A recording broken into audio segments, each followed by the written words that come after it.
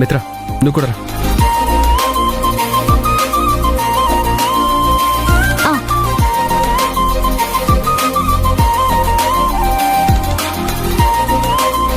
ఎలా ఉంది? బాగుంది, నువ్వు తిను. ఏమయ్యా, తప్పు చేసామయ్యా మనం. అదేగా మనకు తెలిసింది. అది కాదయ్యా, ఈ తినే తిండిలో ఇంత విషం చుక్క కలిపుంటే మొత్తం ఒకేసారి పోయేవాళ్ళు.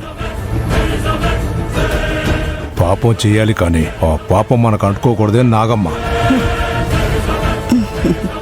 సీతారాముల కళ్యాణానికి మనం పీటల మీద కూర్చోవాలి, లేకపోతే తెలుసుగా.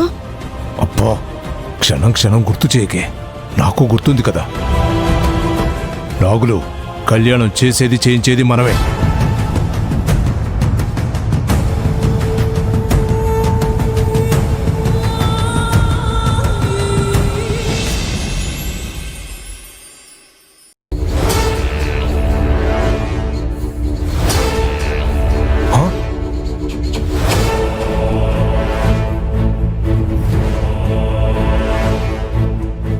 నాగులు, మాట్లాడకు.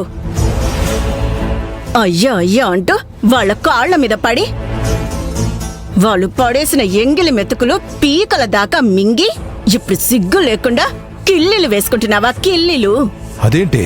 చిన్నోర్మి, నిన్నసలు మొగుడు అని చెప్పుకోవడానికే నాకు చాలా అవమానంగా ఉంది.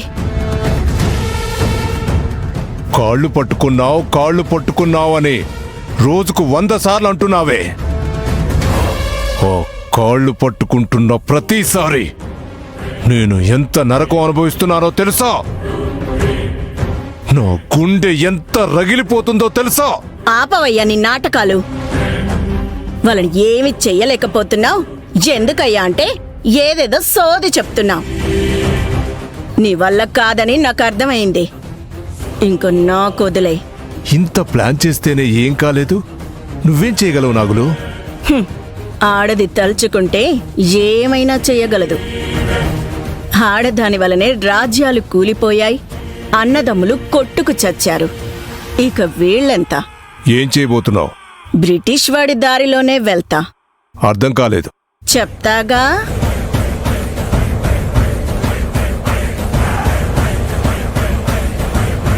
ఇలాగే చీల్చేద్దాం. అంటే?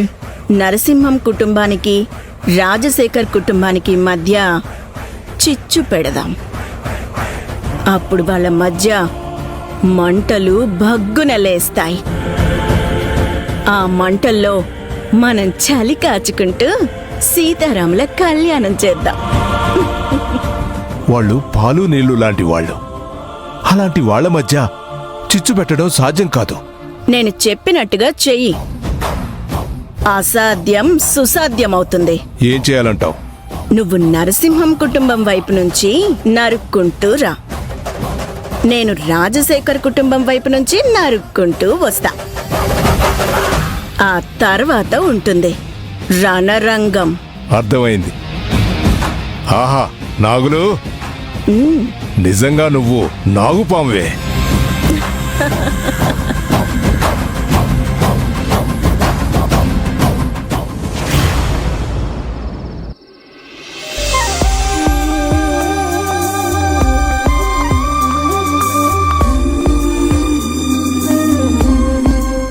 బంగారం, అదెవరు?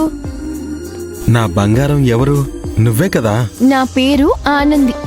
సరే సరే, అవును నా ఆనంది ఏంటి ఇలా ఉంది? ఆడవాళ్ళన్నాక బోలెడు సమస్యలుంటాయి. అది నిజమే. లేనిపోని సమస్యలకు కూడా నెత్తినేసేసుకుని తెగ ఫీల్ అయిపోతుంటారు మీ ఆడవాళ్ళు. ఏంటి ఎగతాళా? ఆయ్ బాబోయ్, తాళి కట్టించుకున్న భార్యని ఎగతాళి చేస్తే ఇంకేమన్నా ఉందా చెప్పు. చెప్పు, ఏంటి నీ సమస్య? చెప్పినా ఏం లాభం? చెప్పి చూడు. మరి